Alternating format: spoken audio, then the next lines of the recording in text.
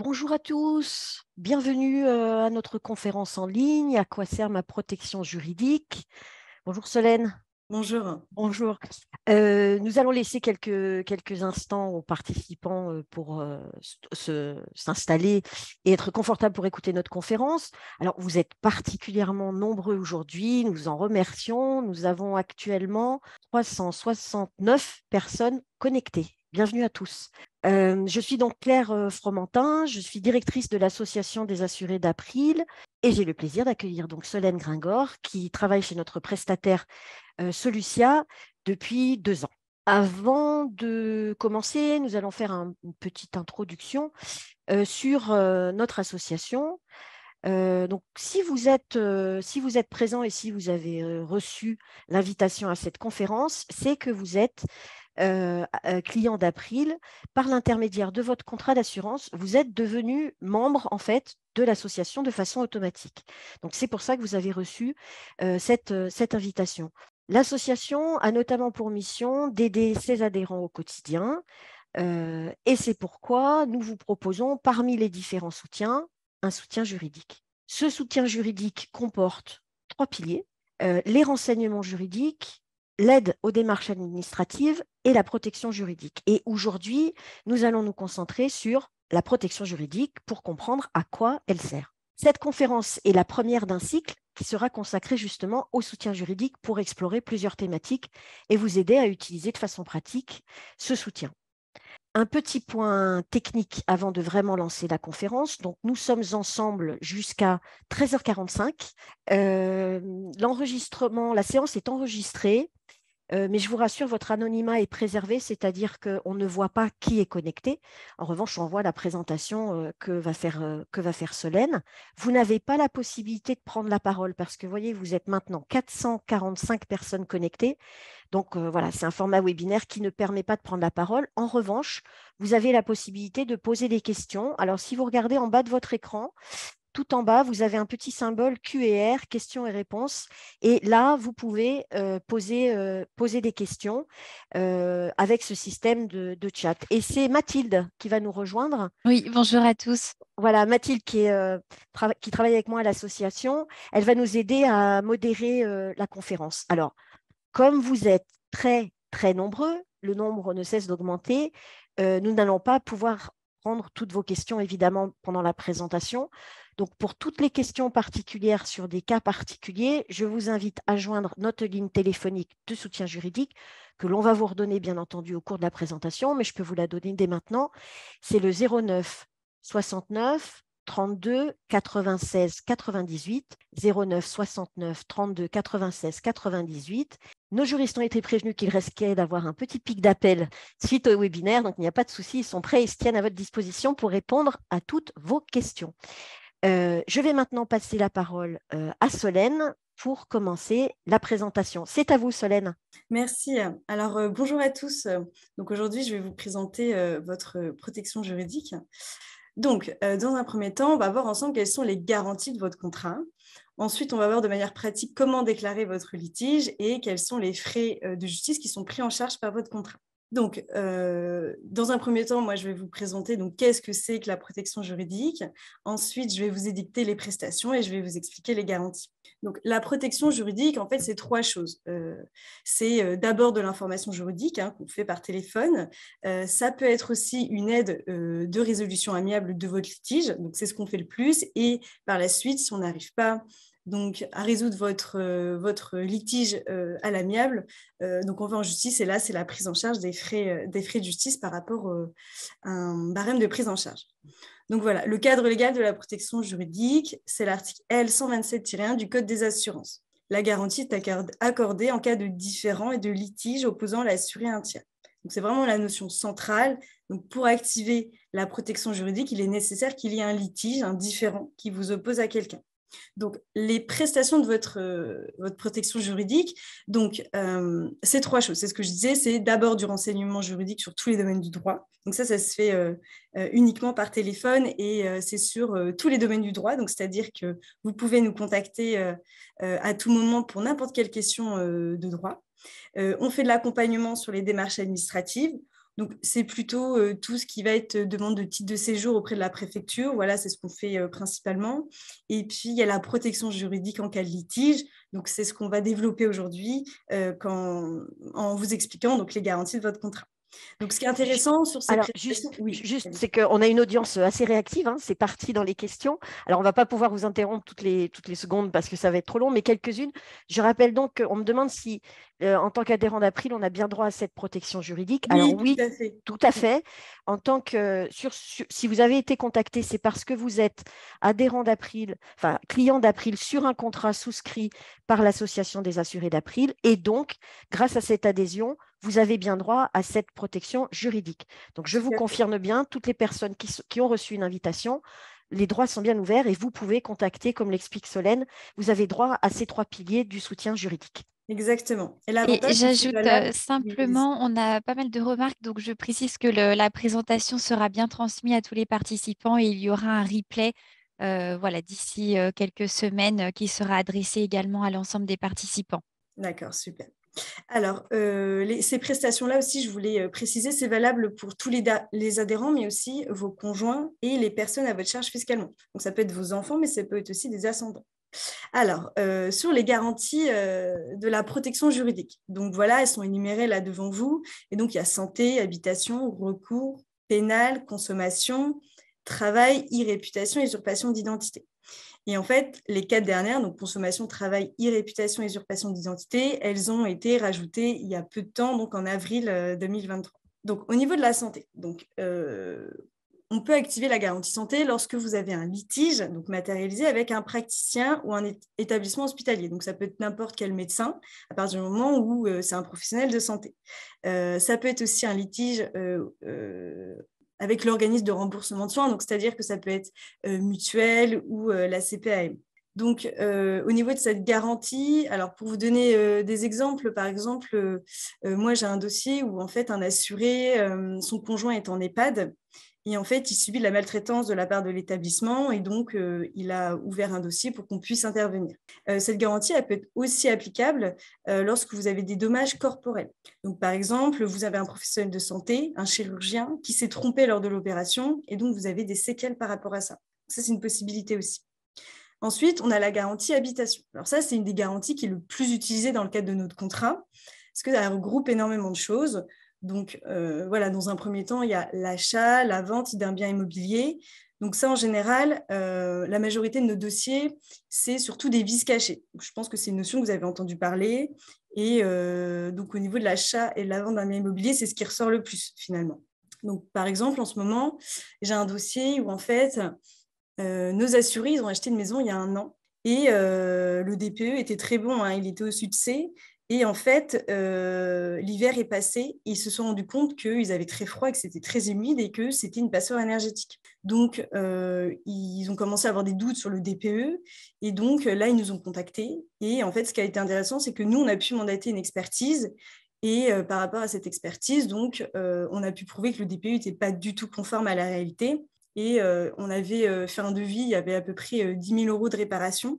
Et donc, on a pu demander à la partie adverse, donc au vendeur de la maison, le remboursement de ses travaux. Donc voilà, l'achat-vente d'un bien immobilier, c'est souvent des vices cachés. On a aussi beaucoup de dossiers donc pour les litiges avec la copropriété. Donc souvent, c'est de l'inertie d'un syndic qui ne réalise pas les travaux adéquats ou un syndic qui ne respecte pas les règles de vote en assemblée générale. Donc ça, c'est ce qu'on a souvent copropriété. Ça peut entrer dans tout ce qui est voisinage. Donc, à partir du moment où vous avez un trouble du voisinage, donc ça peut être des troubles sonores, ça peut être des problèmes de mitoyenneté, de servitude.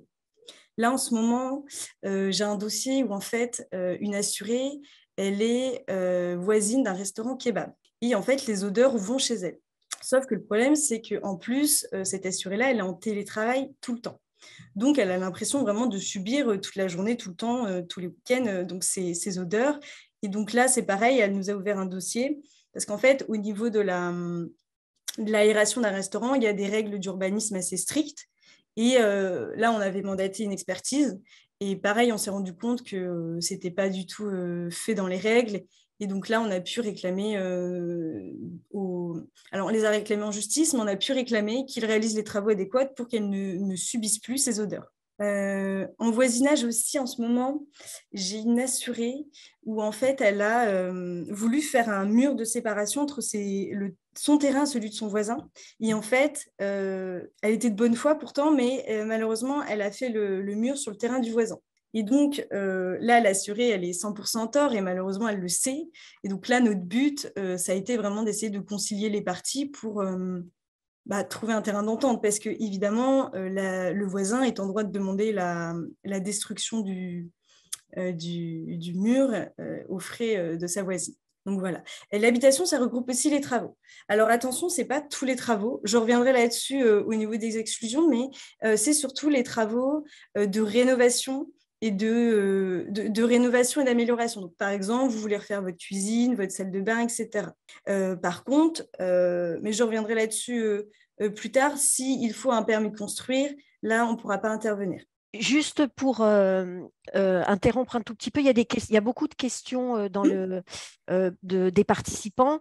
On est bien d'accord que quel que soit le contrat que vous avez souscrit chez April, que ce soit santé, prévoyance ou prêt, tous ces domaines sont couverts par la protection juridique. Vous pouvez avoir un contrat d'assurance mutuelle santé et demander une protection juridique pour un litige sur l'habitation. Donc, les domaines que vous décrivez concernent tous les adhérents April et sont valables quel que soit votre contrat signé. Voilà. Exactement, tout à fait. Oui, et j'ai une question de Marie-Paul. S'il y a un litige qui est déjà en cours, si elle peut vous contacter et surtout, voilà, bien peut-être expliquer par rapport à la date d'adhésion du contrat April. Alors, ce qui compte, c'est que vous soyez adhérent April et que le litige ne soit pas avant cette adhérence. D'accord ? Ça, dans un premier temps. Ensuite, c'est vrai qu'après, je vais revenir un petit peu sur les exclusions et réexpliquer, mais déjà, c'est important que le litige ait moins de 2 ans. D'accord, quand vous allez le déclarer.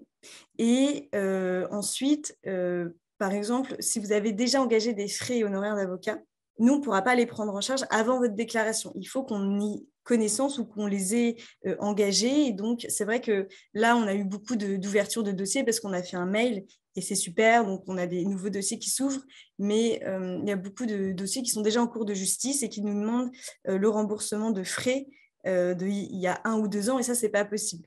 Donc, tout ce qui est après la déclaration, on peut potentiellement prendre en charge. Par contre, tout ce qui est avant, malheureusement, on ne pourra pas prendre en charge. Voilà. On va revenir dessus. Vous finissez déjà la description. Dessus, voilà. La description des domaines, on va reprendre. Donc, on était sur habitation et donc, il y a encore d'autres domaines qui sont couverts. Tout à fait. Alors, dans l'habitation aussi, je voulais repréciser là-dessus parce qu'on a beaucoup de dossiers. Vous, en tant que locataire, et vous avez un litige avec votre bailleur. Donc ça aussi, on a énormément de dossiers là-dessus. Par contre, je précise, ça ne fonctionne pas si vous êtes bailleur contre votre locataire, parce qu'il faut que ce soit votre habitation, par définition. Donc voilà, en ce moment, on a énormément de dossiers sur la restitution du dépôt de garantie, par exemple, nos assurés qui ont rendu leur appartement avec un état des lieux de sortie conforme et en fait, le bailleur ou l'agence immobilière ne veut pas rendre le dépôt de garantie, en tout cas dans le délai adéquat. Donc voilà, on a beaucoup de dossiers par rapport à ça. Donc ensuite, on a une garantie recours. Alors, cette garantie, elle fonctionne donc, lorsque vous êtes victime d'un dommage lors d'un accident et elle est applicable que pour votre préjudice matériel et corporel. D'accord ? Donc, exemple, vous avez une agression dans la rue et vous subissez non seulement des dommages corporels parce qu'il vous a frappé, mais en plus, votre téléphone portable est cassé. Donc voilà, là, on peut intervenir. Ensuite, pénal en tant que victime d'une agression par un tiers identifié. Donc là, c'est pareil, ça fonctionne aussi. Donc là, ce qui compte, c'est que le tiers, il soit identifié. Et ça, c'est une garantie. Et donc ça, c'est une condition qui est un peu difficile à appliquer. Alors, la garantie pénale aussi, elle a cette possibilité au niveau de, par exemple, donc vous êtes poursuivi pour une infraction pour un délit intentionnel.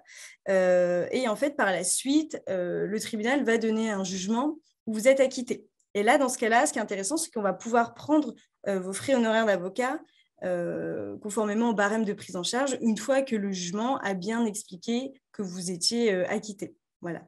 Donc, c'est des frais, c'est des remboursements, mais plutôt postérieurs. Alors ensuite, on a la garantie consommation. Donc ça aussi, c'est une des garanties les plus utilisées et c'est une nouvelle garantie donc depuis avril 2023. Donc c'est l'achat, la vente, la location auprès d'un professionnel. Donc là, la condition principale et essentielle, c'est que ce soit auprès d'un professionnel. Parce que c'est le code de la consommation qui s'applique. Et en fait, ce code, c'est lorsque vous, en tant que particulier, vous achetez ou vous vendez auprès d'un professionnel. C'est ça la condition. Il faut vraiment que ce soit auprès d'un professionnel.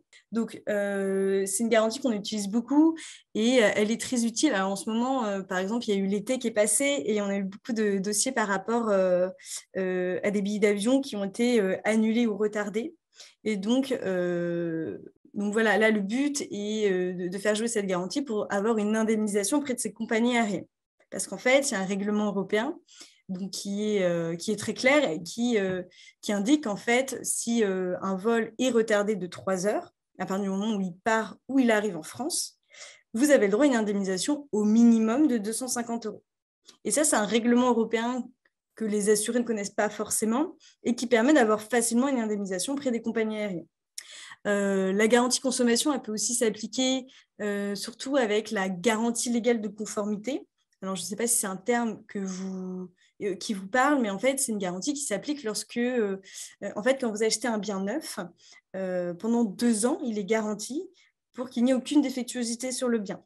Et en fait, cette garantie, elle permet de demander la réparation ou le remplacement du bien s'il y a une défectuosité dans les 2 ans. Donc, exemple, vous achetez un vélo et puis vous vous rendez compte qu'au bout d'1 an seulement, il ne fonctionne plus. Voilà. Donc ensuite, on a la garantie travail. Donc, ça peut être vous en tant que salarié ou vous en tant qu'employeur.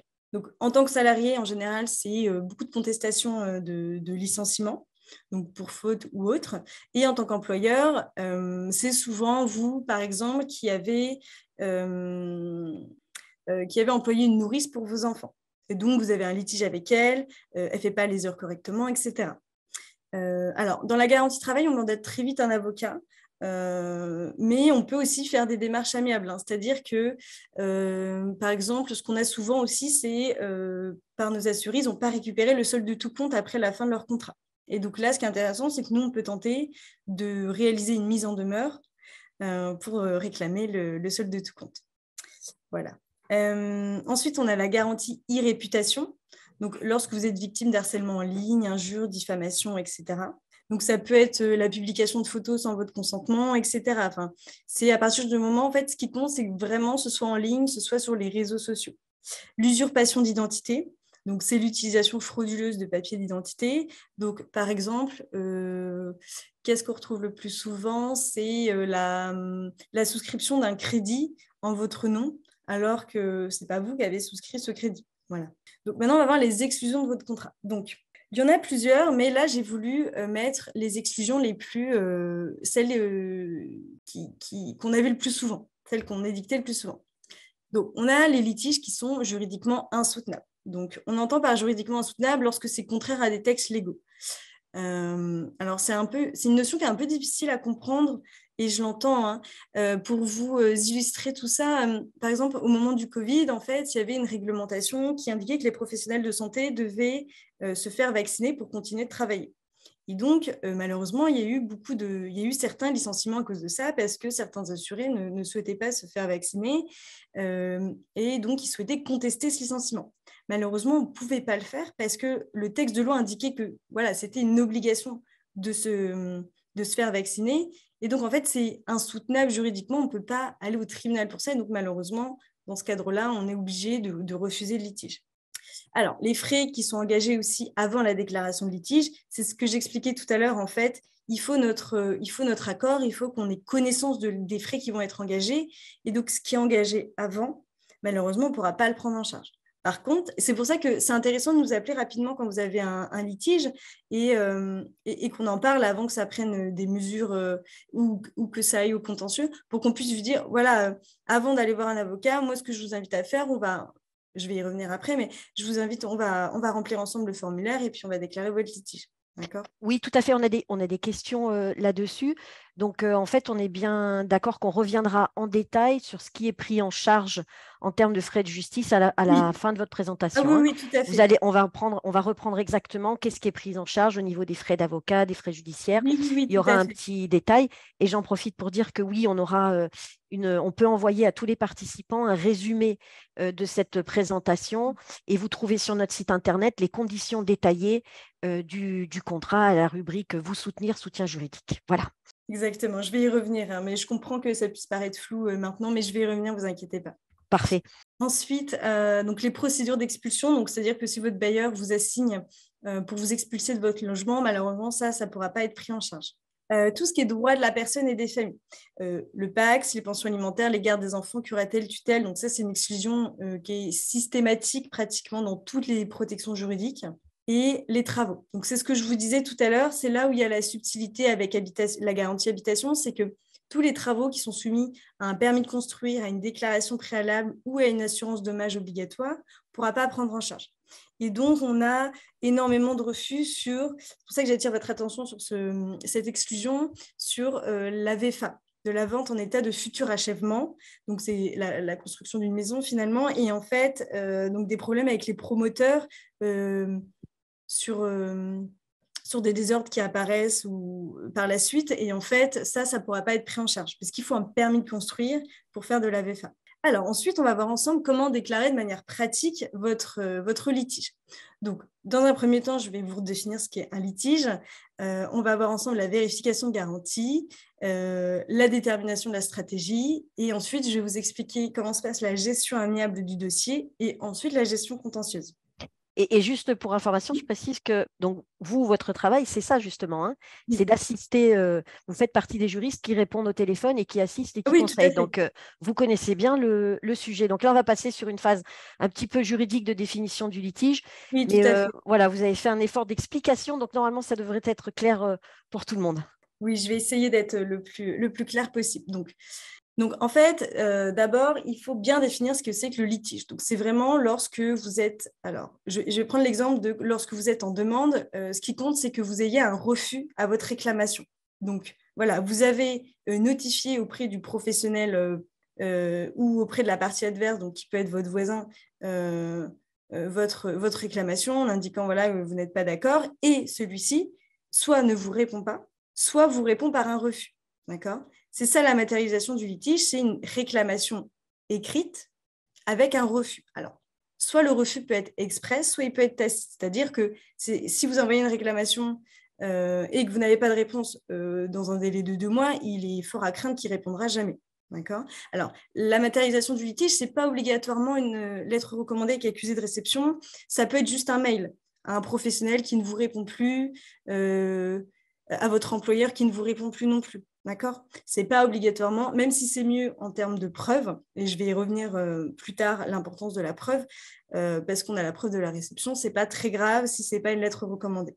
Voilà. Alors, ça peut être vous qui êtes en défense, c'est-à-dire que c'est un voisin qui vous réclame de respecter les nuisances, enfin, le silence et qu'il n'y ait pas de nuisances sonores.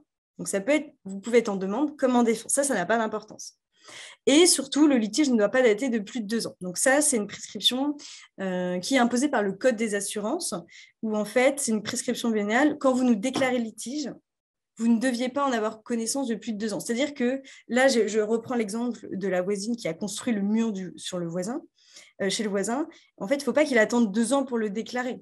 Si ça fait 4 ans que le mur est là, qu'il savait très bien qu'il était sur son terrain et qu'il n'a rien fait, bon… Pareil, si vous avez reçu une lettre recommandée de votre voisin et que vous ne l'avez pas déclarée dans ce délai de 2 ans, malheureusement, on ne pourra pas prendre en charge. Alors, pour déclarer votre litige de manière pratique, parce que c'est ça qui est vraiment nécessaire pour votre compréhension, c'est que, alors, vous avez le choix. Soit vous nous contactez par téléphone, donc au 09 69 32 96 98, ou par mail, litige@solucia.spj.fr.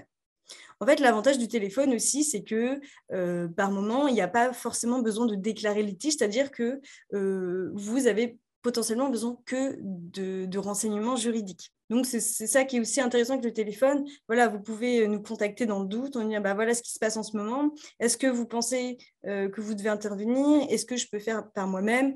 Voilà, on peut regarder ce qui est possible de faire parce que potentiellement, en fait, vous n'avez pas encore rédigé de lettre recommandée, alors que vous pourriez en fait finalement le faire et de manière plus rapide.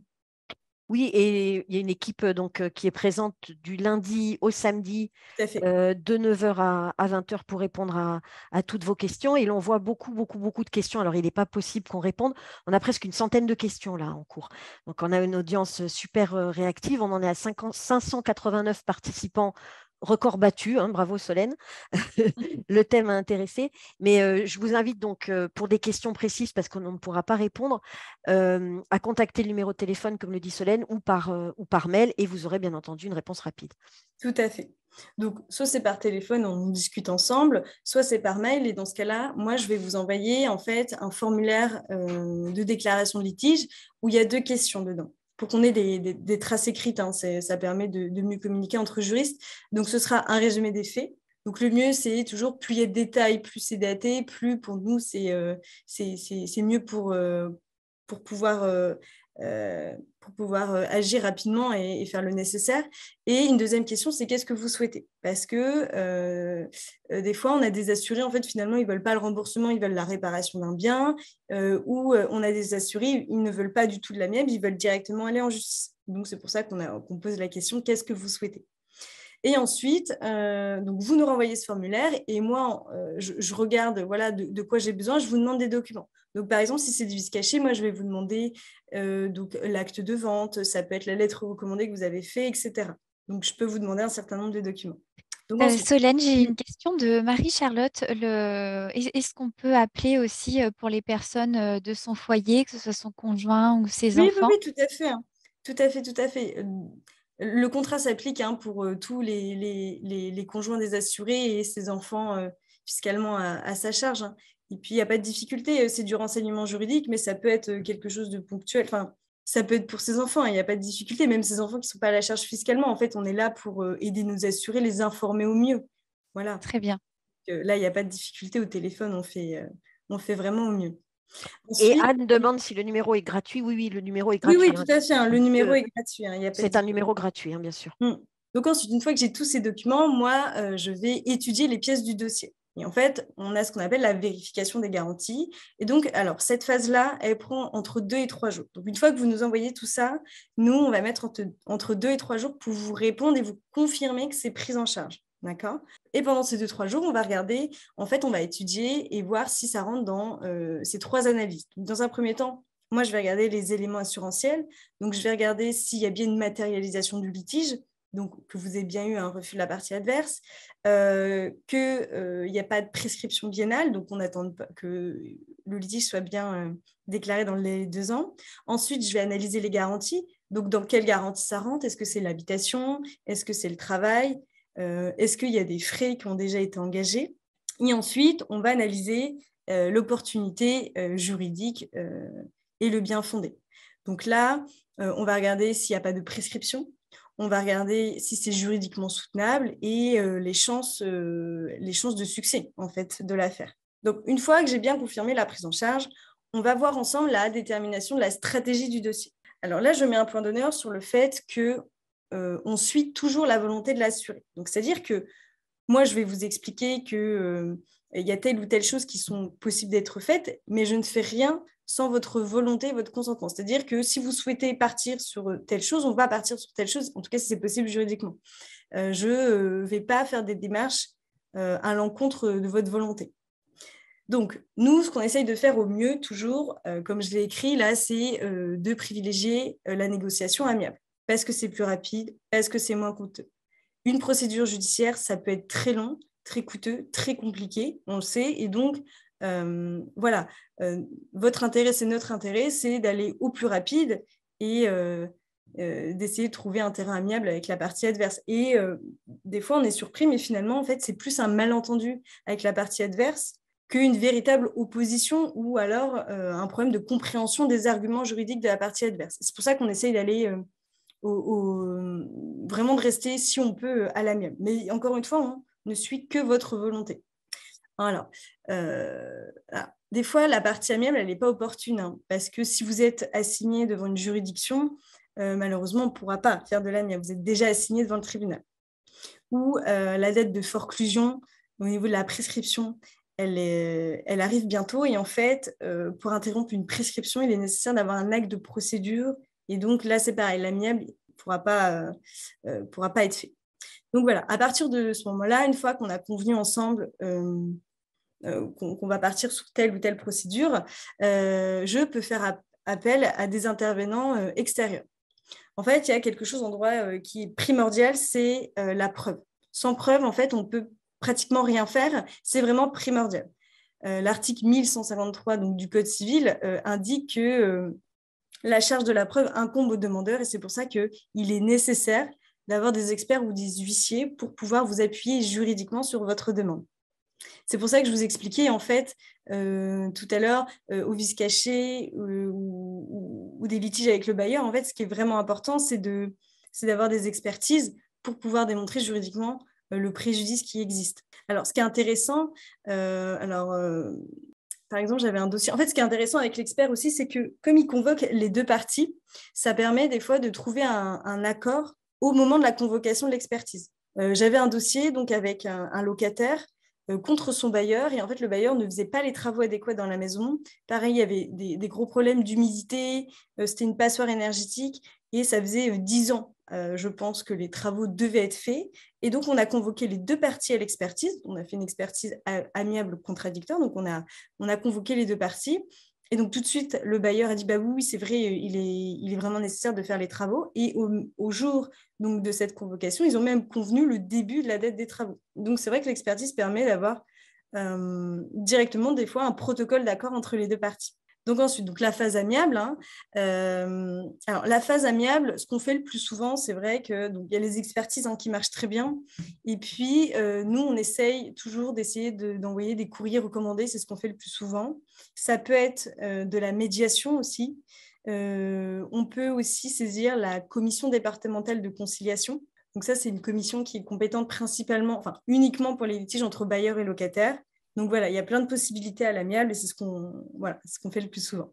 Alors, le recours à l'avocat, malheureusement, il sera obligatoire dans 2 cas. Donc, si la partie adverse, elle se fait elle-même assister d'un avocat, nous, on ne pourra plus intervenir. En fait, un juriste ne peut pas répondre à un avocat, c'est l'égalité des termes et confidentialité. Donc voilà, une fois que la partie adverse, elle a pris un avocat, nous, on va devoir mandater un avocat aussi. Alors, l'avocat sera aussi obligatoire, évidemment, si vous nous le demandez. Encore une fois, je réitère, mais on suit votre volonté. Donc, si vous souhaitez un avocat, on vous mandate un avocat. Oui, et il y avait donc plusieurs questions là-dessus. Oui. L'assuré a bien le droit, le libre choix de son avocat. Hein. Ah, tout à fait. Vous n'imposez pas le choix On d'une n'impose personne rien. en particulier. Exactement. Alors, je vais revenir sur la phase Oui, judiciaire, mais oui, tout à fait. Vous avez le libre choix. Et d'ailleurs, vous avez le choix entre soit donc, vous avez un avocat de prédilection, etc., avec qui vous travaillez, et donc vous mandatez lui, soit vous connaissez personne et vous avez un peu peur de qui vous pouvez mandater. Et nous, dans ce cas-là, on mandate un de nos avocats partenaires. Donc, c'est ça qui est intéressant. Donc, voilà, donc il y a cette charge mentale, elle est en moins pour vous quand même, donc c'est intéressant. Donc on mandate un de nos avocats partenaires. Et ce qui est intéressant aussi, c'est qu'en fait, ça n'a aucune incidence sur le barème de prise en charge. Donc peu importe que ce soit le vôtre ou le nôtre, ça ne change rien. on le verra tout à l'heure, le barème, hein, dès que. Voilà. Oui, tout à fait. Voilà. Donc voilà, la phase judiciaire. Donc là, on essaye. Alors là, le principal interlocuteur en phase judiciaire, ça reste l'avocat. D'accord ? Donc l'avocat, il est là normalement au mieux pour vous informer, pour vous expliquer. En tout cas, pour faire au minimum les actes. En fait, le problème qui se pose avec les avocats, en fait, ils ont énormément de travail, énormément de dossiers.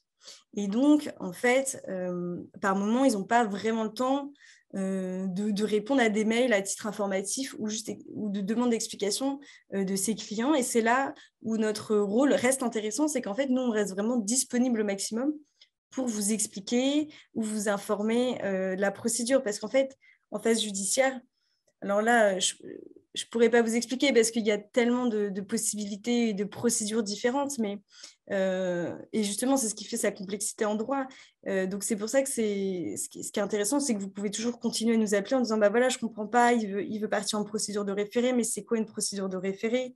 C'est vrai que l'avocat, malheureusement, n'a pas le temps et pour lui, ça coule un peu de source. Voilà, on va partir là-dessus. Et c'est là, on rentre en jeu et c'est intéressant de pouvoir expliquer, bah voilà, il fait ce choix parce que pour aller de manière plus rapide, voilà, il va au pénal et pas au civil. Et donc, on reste là pour vous informer et aussi pour vous rassurer.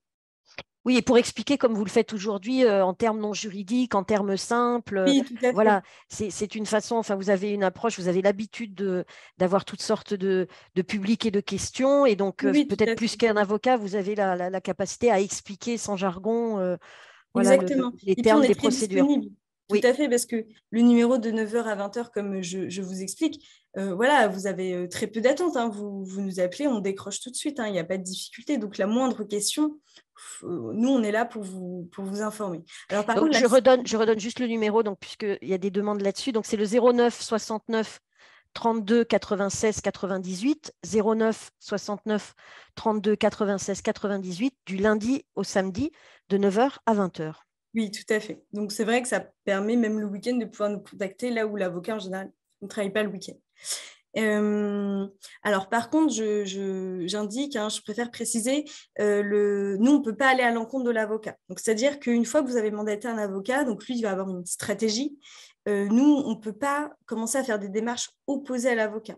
Une fois que vous l'avez mandaté, nous, on n'a pas le droit de pas suivre sa stratégie. D'accord?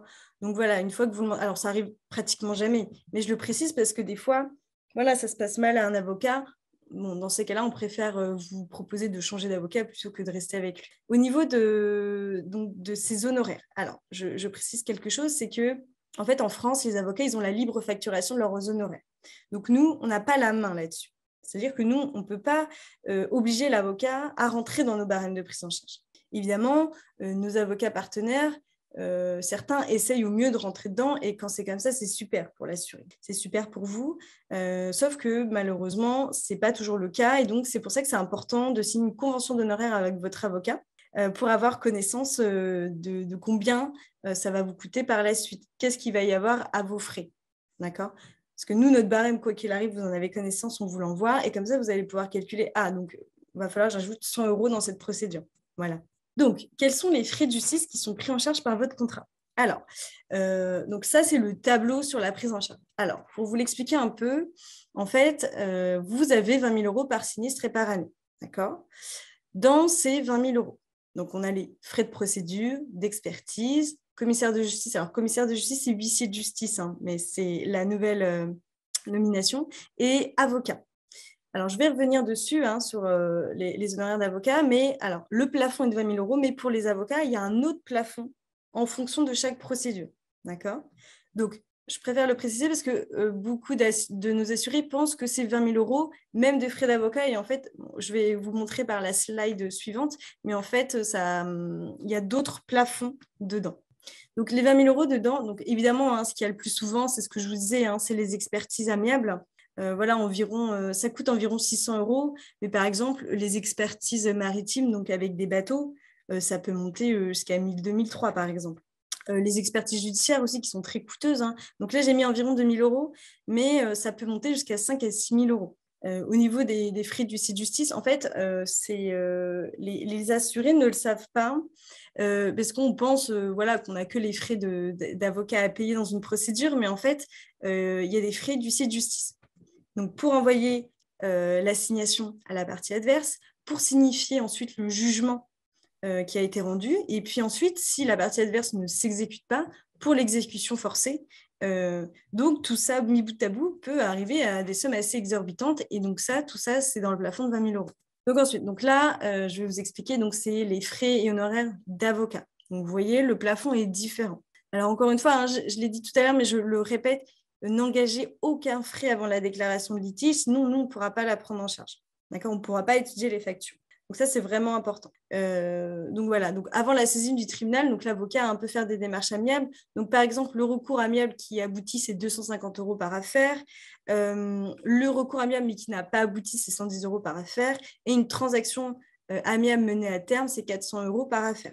Et tout ce qui est recours précontentieux ou représentation devant une commission administrative, civile ou disciplinaire, c'est 275 €. Alors ensuite, lorsqu'on a saisi les tribunaux, alors, il est possible d'avoir des référés et requêtes. Donc, les référés et requêtes, c'est tout ce qui est des procédures d'urgence. Donc, c'est des procédures qui vont plus vite que des procédures au fond.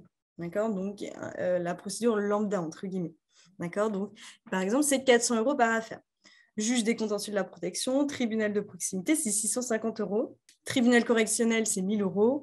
Tribunal judiciaire, administratif, commerce et de même degré, c'est 1 000 €. Donc voilà, donc tribunal judiciaire, hein, c'est vraiment ce qui est le plus utilisé. Donc là, on est bien d'accord, ce sont l'ensemble des plafonds au-delà desquels vous ne pouvez plus rembourser les frais. Exactement. Donc c'est jusqu'à ce montant-là, la protection juridique peut prendre en charge les frais. On est bien d'accord, hein? Et au-delà, ce sera du reste à charge en quelque sorte pour l'adhérent.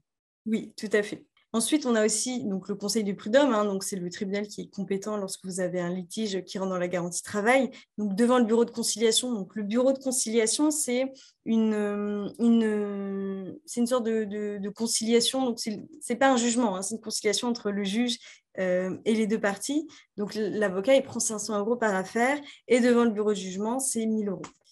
Donc, ensuite, au niveau de la cour d'appel, donc c'est l'instance. C'est le deuxième degré, hein, c'est lorsque l'on veut contester donc, le jugement de première instance. Donc, la cour d'appel, c'est 1 100 € par affaire. Et cour d'assises, cour de cassation et conseil d'État, c'est 1 500 € par affaire. Voilà. Donc voilà, hein, je le répète, mais il est vraiment nécessaire que vous signiez une convention d'honoraires avec votre avocat pour que vous ayez connaissance de ce qui vous reste à charge, parce que c'est vrai que le but n'est pas que vous soyez en difficulté à la fin. C'est vraiment, nous, on essaye de faire en sorte de vous mandater un avocat qui rentre dans le barème, sauf que malheureusement, voilà, il y a toujours des frais en plus et on n'a pas la main sur la facturation de la part des avocats. Voilà. Parfait. Solène, vraiment bravo dans les temps. 45 minutes, c'est vraiment une performance hein, pour expliquer un dossier aussi complexe. On vous sent passionné par ces dossiers. Ah oui, ça m'intéresse. C'est vrai que c'est assez varié. Donc, c'est comme là, je vous ai donné plusieurs exemples et qui ne se ressemblaient pas du tout. Et c'est vraiment à quoi ressemble notre journée, en fait, finalement. Donc, c'est vraiment intéressant. On en apprend tous les jours. Et puis, un assuré ne fait pas l'autre. C'est-à-dire que là, on va sentir un assuré qui veut aller, qui veut aller droit au but, qui va avoir ses informations et qui veut de l'information le plus précis possible. Donc, on va le faire. Et des fois, par moment, en fait, c'est même pas l'information juridique, c'est vraiment rassurer sur la procédure. Et c'est là aussi, c'est intéressant parce qu'il y a un côté technique du droit et il y a un côté humain, relationnel.